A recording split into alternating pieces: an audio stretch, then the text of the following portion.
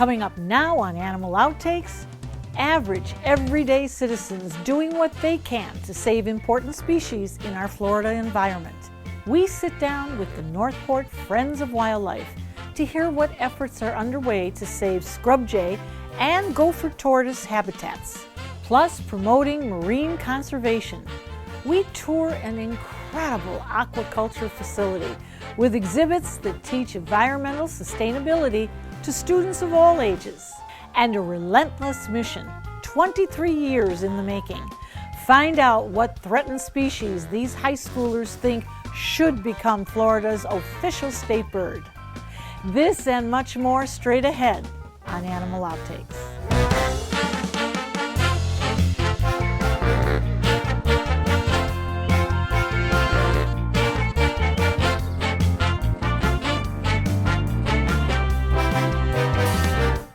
From rearing clownfish to fragmenting corals for propagation, students at Riverview High School in Sarasota are getting a unique hands-on learning experience.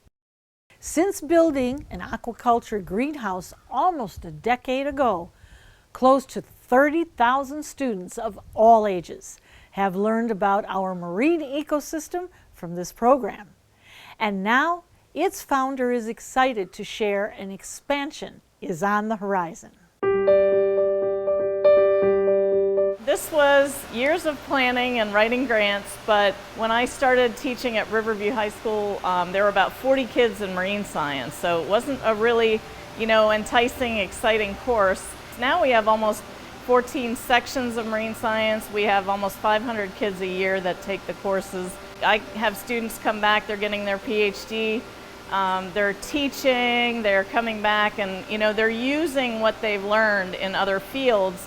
And there are fields out there, we have to care about our environment, otherwise nobody survives, and it's not a good picture if we don't take care of things. This is the Aquadome here at Riverview High School, and this is part of a marine science program. And what that is we have 3 separate courses. It's Marine Honors, IB Marine, and Stars to Starfish.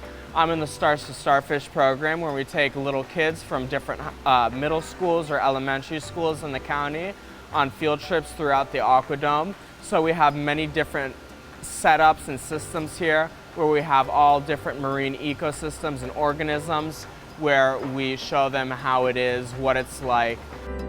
We're at the point now where we hatched eggs from egg cases and have baby sharks that have grown to about this size. We have baby clownfish, they're hatching as we speak in one of our tanks. We have the live foods that we're feeding. We have baby seahorses. There are so many things going on down here that are a natural way to learn. I think it's important to educate the kids on what's going on in your local environment so that the next generation is more educated on certain topics, and I don't know, it's just fun to come down here. You're learning in a disguised way because you care about the things that are down here, you care about the environment. Sustainability is a huge word we use. We're growing corals so that you don't go out to the coral reef and grab coral and destroy it, basically. You can grow it in artificial settings. So that's sort of the whole purpose. It's a teaching facility, an aquaculture facility, and a way to give back to students with elementary field trips and middle school field trips. Well, in terms of educating the students, we tell them at our plastic station, the importance of not polluting the environment. And then at every station we have water filters, a whole PVC pipe system and everything. We refill our sumps, which is essentially just where all the water goes to get filtered, and then we filter it again and everything like that. And then if you took videos of our little beads that we have, the pasta looking beads, they're called bio beads, and they filter out fish pee and poop and everything like that. And then, we make sure the water quality is good, the temperature is good, so that our clownfish eggs can actually hatch, stuff like that. And so everything that keeps the animals at their peak, essentially. We have a clownfish aquaculture system where we breed clownfish and raise the hatchlings. We have a shark system, a mangrove system, the touch tank for the little kids to get inactive with. We have seahorses, which we are breeding, and we've selectively done so. And we have snook, where we raise them up to an optimal size. Mote Marine Laboratory actually provides the snook, and then as we're growing the snook to the size that they're able to be released out in the creek, they're tagged and released. We're sort of babysitting them, and they have the permit that allows them to release into the creek. It would be a tremendous process for us to go through the hoops to get that specific permit. They have to come bring a marine veterinarian here to check the fish. Everything is done by the book, and the kids learn that process. You can't just release things out into the wild. One thing that we really do is we try to do cleanups or restorations. So we'll go out to parks, we'll clean up as much garbage as we can. Plastics are really the main problem. I grew up in Florida. I'm a water junkie. I love the water. People just really have to understand what the water really is to them, how important the oceans are. We also have another long-term goal that we just got a little more information about, to have a research facility right here on campus, a 2-story building right out where this field is right now. And that vision that I had years and years ago is now potentially going to get to the point where we actually have the district support to do that, and we have to do some fundraising, raise half the money, and hopefully get the rest of it matched. So we're very excited. That is breaking news.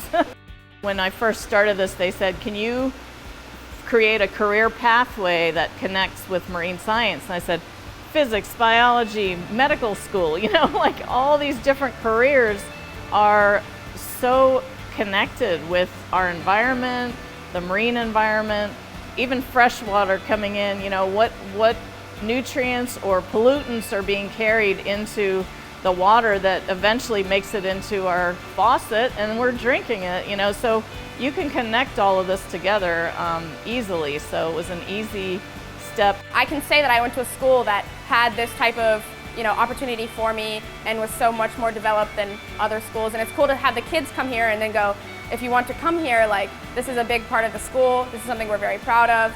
Or even, hey, you can go to your classroom and replicate this type of, aquatic environment.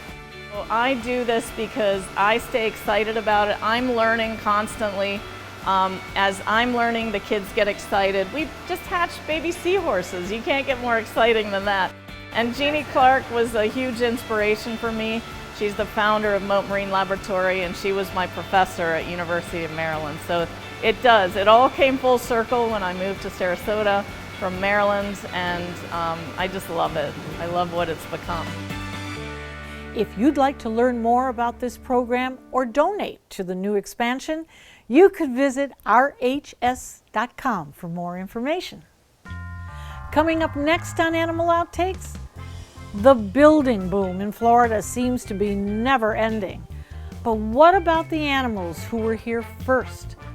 We talk with a Suncoast group who's doing what they can to combat habitat loss for some vital species.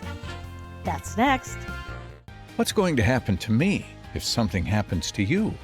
That's when Dante's 10 steps in. You can make plans for your pet's continued lifetime care in the event you can no longer be there for them. Amenities include spacious dens, medical care, area to run free, and a swimming pool. Plus, all the love and cuddling your pet needs 24/7. Call us or visit dantes10.org for more information.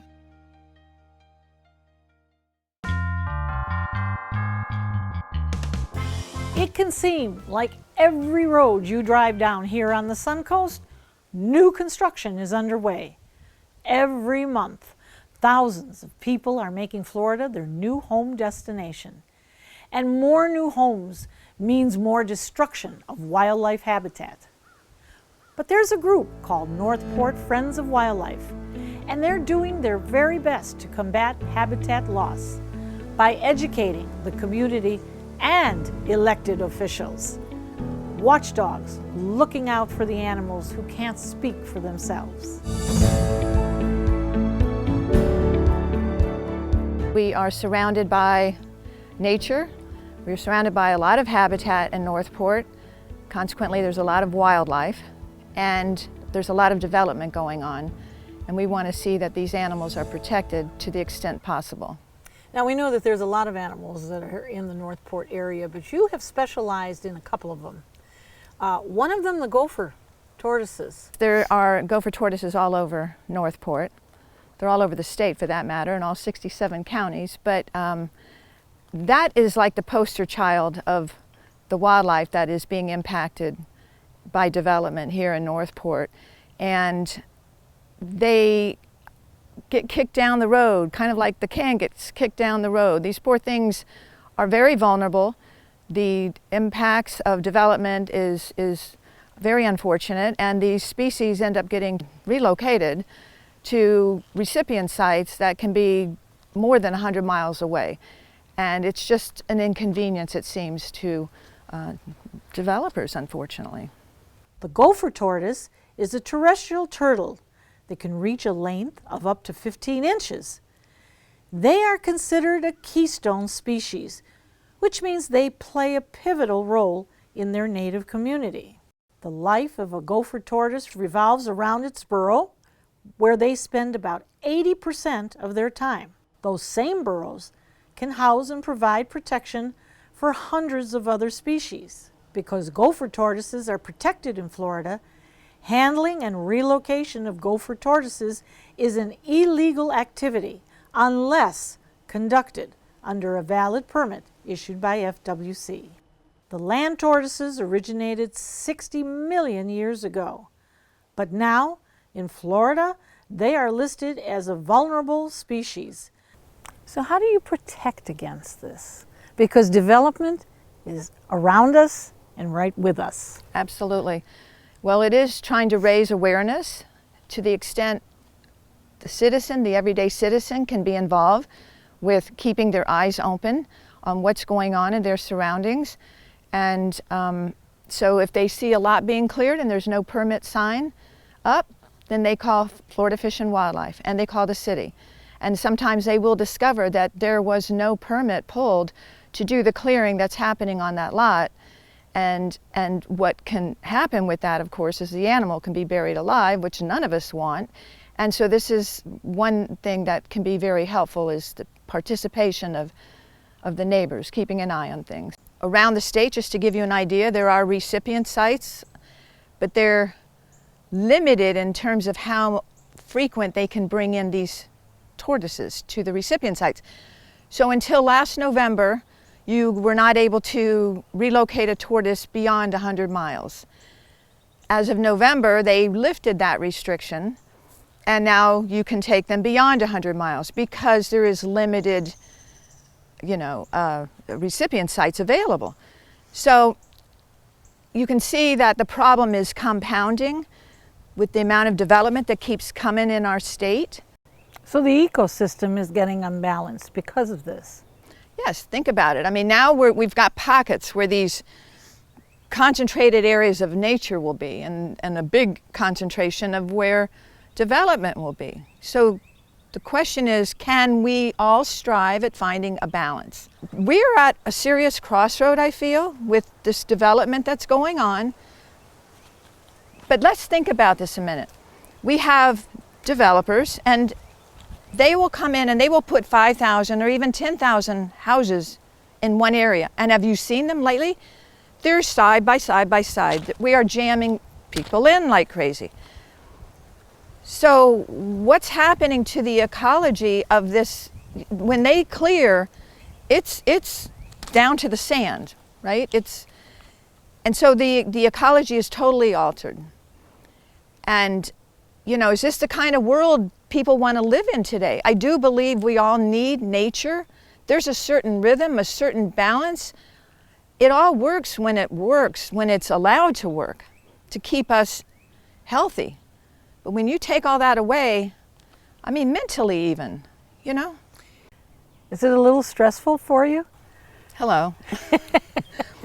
Sometimes we're all just wired certain ways, and I'm afraid this is how I was wired. It's unjust to watch what goes on to our wildlife. These are innocent animals. Why should they just be receiving the brunt for no fault of their own? I just think it's ingenuous how they're treated. We know that there is an issue with the gopher tortoises, but there's another big issue, and that's one that you usually tackle. That would be the Florida scrub jay. You can't find it anywhere else in the world but Florida. And because of overdevelopment and the lack of integration with wildlife and wild habitat, these species is becoming more and more threatened. The Florida scrub jay can only be found in Florida. They live in sandpine and scrubby flat woods. Their main threats are habitat destruction, fragmentation, and degradation from development and agriculture. The scrub population has declined 90% in the past century. One thing that's specific with the Florida scrub jay, they don't fly just because you might clear an area. They don't just go to another one. They stay in a specific area, and that causes a problem because then you have inbreeding. And inbreeding then within the species also leads to possible extinction. So the problem with the overdevelopment, the lack of habitat integration, is a major problem. And that's what myself and Edie's organization and other organizations are trying to do, is to have these habitat patches, so to speak, that allow the scrub jay to traverse different urban developments so they can not inbreed, but still be able to fly a few miles or 5-10 miles out and give health to the species for their survival. With the developers in mind, do you educate them? Can you go to them and say, hey, look what you're doing? We have. Any success? Not really, because it's all about the money. It's all about handling the population that's moving to the state of Florida in enormous amounts. And how do you deal with that? Well, there is a way, and there are a bunch of builders that are out there that are learning to set aside habitat patches within their developments, but there's not enough of them. But I believe it's up to the municipalities to then dictate to what's going to be happening within their own county, their own city, to say if you're going to build, especially these large developments, then you need to set aside a certain amount of land for habitat conservation. You would say that Northport, though, is right up there in front trying to do something. Because of people like myself, because of people like Edie, because of other people in different organizations that have these species within their community and are fighting for their protection. And I wish there was an incentive at least, if not somehow a requirement, that the builders would be able to set aside a certain amount of conservation land, which with each of their huge developments, for the sake of the tortoise and other species. These tortoises, at least in Southwest Florida, you have to pay $5,000 or $6,000 per tortoise to have it relocated. And so maybe there's a cost benefit for the builder. If he's got a lot of these tortoises, why not just keep them right there, essentially on that same property, instead of relocating them? At least that would help keep the ecology somewhat as it was. You're looking for the balance. Amen. For more information on this nonprofit and how you may be able to become involved in your own community, you can go to northportfriendsofwildlife.org. And we'll be right back.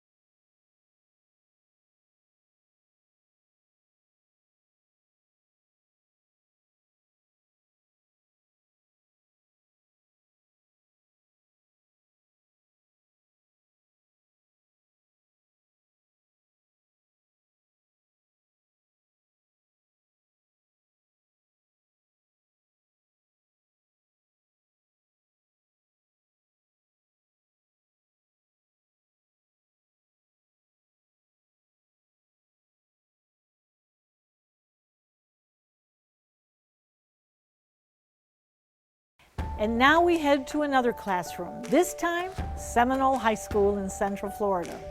Students here are making it their mission to make the threatened Florida scrub jay the official bird of the Sunshine State. If there were one characteristic that I really do love about the scrub jay, it's that they have a strong family. I'm so entranced by just how friendly and social these birds are. So I think it's impossible to not love a bird like that. Is there one factor about the scrub jays that you really enjoy? I think it's probably just how friendly they are. I've been reading up on this, and you, Mr. Cole, have been at this a very long time. I think the figure is 22 years? Yeah, 22 or 23 years. It really depends on the group of students. I've had some students who've been very active that have gone to Tallahassee and testified before the Senate and before the House. I've had other groups that really did not get involved much at all. I've had other groups that have met with senators in their offices, and then I've got this group which is very they took it to another level. We took Senator Broder out to Lyonia State Preserve for what we call a scrub jay hike. It was about 2 hours. It was super fun, and he seemed to enjoy it a lot. We really pushed hard. We made a lot of allies, and we've reached out and we've talked to many other organizations who share similar ideas. And I think this is like the perfect time, and we have just the right amount of allies and friends that are going to help us push this through. So I just think that making the scrub jay the state bird is a really good way to get the word out about scrub jays. As a movement, the scrub jay movement is it's gaining momentum. More and more people are getting involved. More people want it to pass. So I think no matter what, it's going to get passed. So personally for me, I'm really intrigued with the politics side of this. Passing a law is really intriguing to me, because I like to know how it works. I think it's cool to see how a bill becomes a law, or And for me, it was more the nature side of it.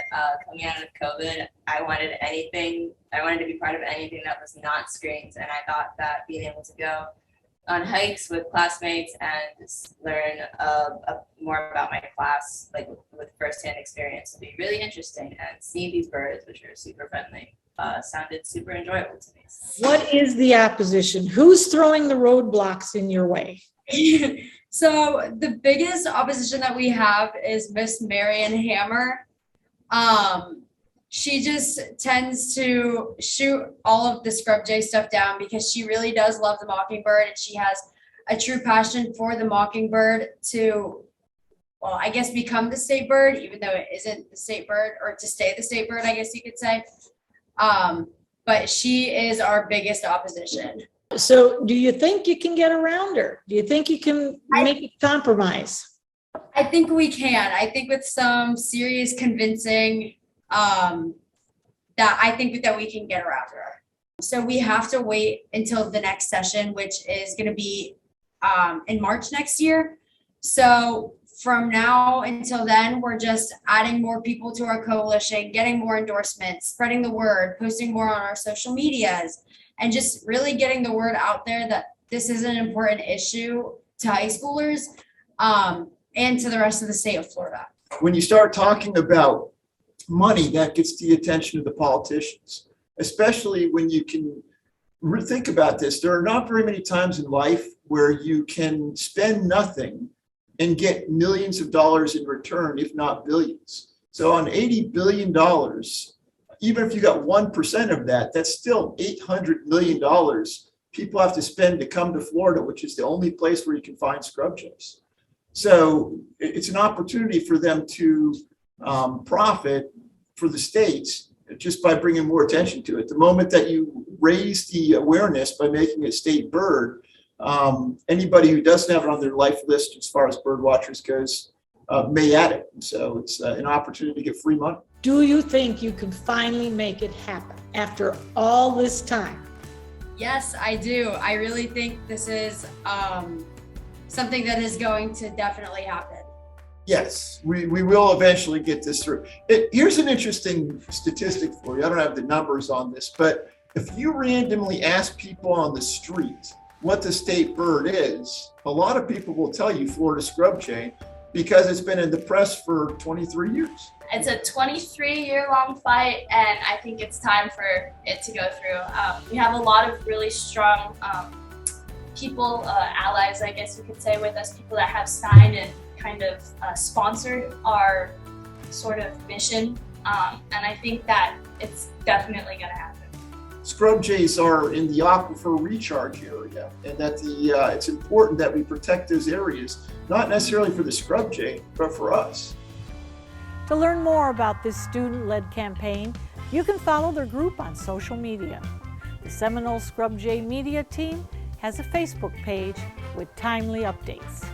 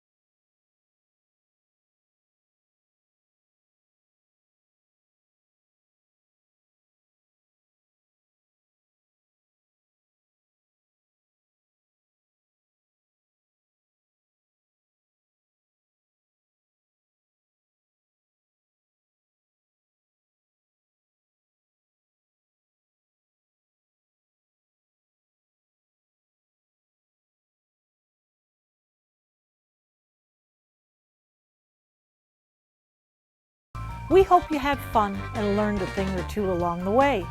And we'll be back here again next week with even more animals and some engaging encounters.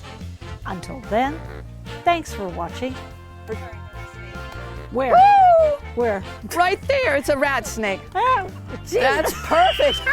my God! My hair just went grayer than it is already. I'm thinking we got a full-blown python or something. You probably scared him more than anything. He could do a U-turn, you never know.